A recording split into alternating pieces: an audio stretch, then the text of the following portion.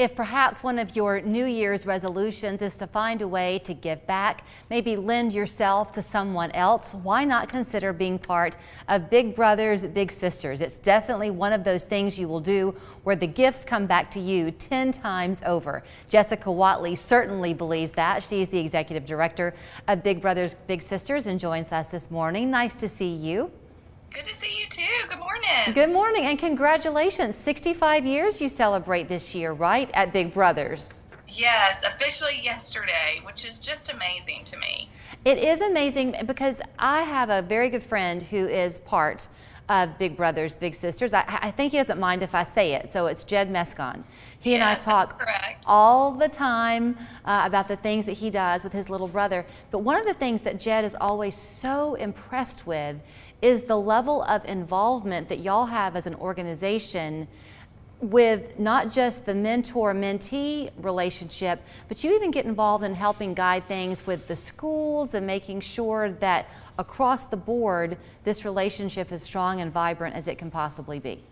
Yeah, we try, and that's what really we try to take a holistic approach to this, that we know that we're focused primarily on the mentoring relationship, but if we can help that family access additional resources, or if we can help that school get them connected to resources at the school, after school, that all helps the child succeed, which makes a stronger relationship.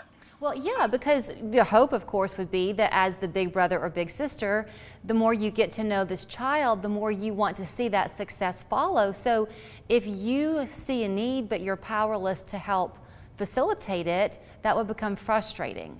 Oh, very much so. And, we're really fortunate because we can do one thing, but Chattanooga is just a great community. And so we know the right people and we know the other organizations that can help when there are additional needs that a child or a family may have. Okay, let's talk about that great community, because you couldn't get to 65 years if the volume of volunteerism was not there.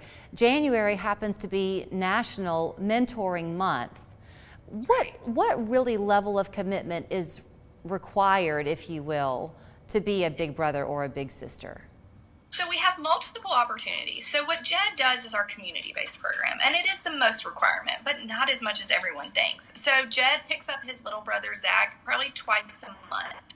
Sometimes, let's be honest, it's Jed, so he does a little bit more. But the requirement is about twice a month. And so they do things together nights and weekends. And a lot of times what we say is involve them in things you're already doing, because that's where relationships are built. Relationships are not always built on the baseball game experience or the big concert experience. Relationships are built in the everyday moments. And so if you just instill that and just allow them to do those everyday moments. I remember a story. I worked for the Big Brothers Big Sisters in Birmingham, Alabama before I came here.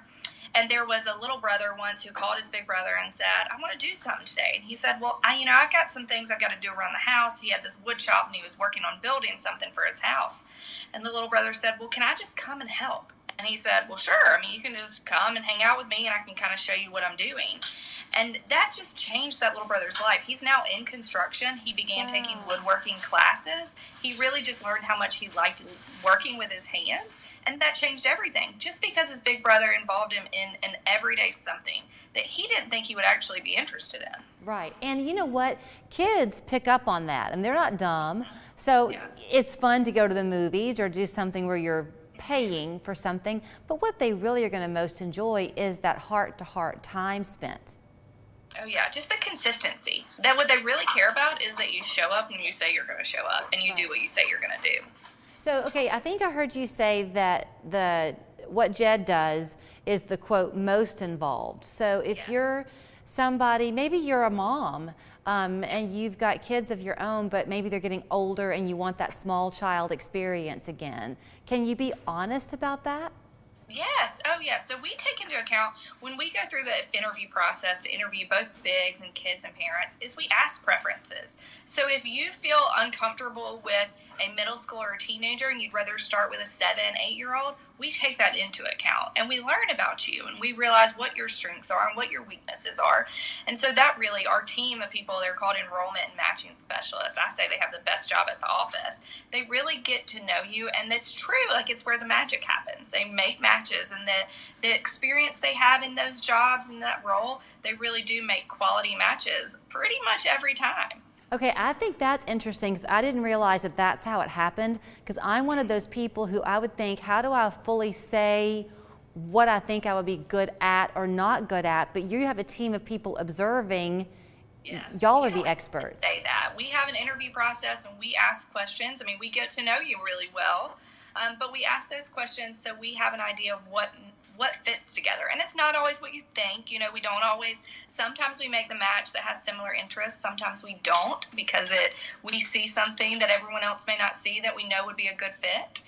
It could be background, family background, a lot of times, like if we have a child who's experienced a loss and we have a volunteer who's also experienced a loss, that they have that similar history that they can help walk them through that experience. Well, if they want to get involved, then does it all begin with simply a phone call to your office to say, hey, kind of sign me up? It sure does. They can hop on our website too. They can go to our website, give us a call, and we'll guide them through all the next steps. And what, I mentioned about Jed, and there also is the school-based program. And that is, I get it. I have 2 young boys of my own. I get that nights and weekends can sometimes, I live on a baseball or soccer field in my family. So I get, like, how can I give back if I have a busy schedule at that time? But a lot of workplaces are really allowing this. And we have our school-based program that you can go during the school day and mentor a child on site at school or an after-school site. And that really is another way to give back. And it's a little bit less of a time commitment, about 45 minutes to an hour a week. But you could go on your lunch break, or if your employer allows, you can go during the workday. All right. Jessica, thank you so much. You're so welcome. Thanks for having me. And congratulations again on 65 years. So here's the contact information so that you can begin today to be one of those smiling people with your little brother or little sister.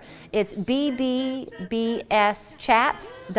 is the website. The phone number is 698-8016.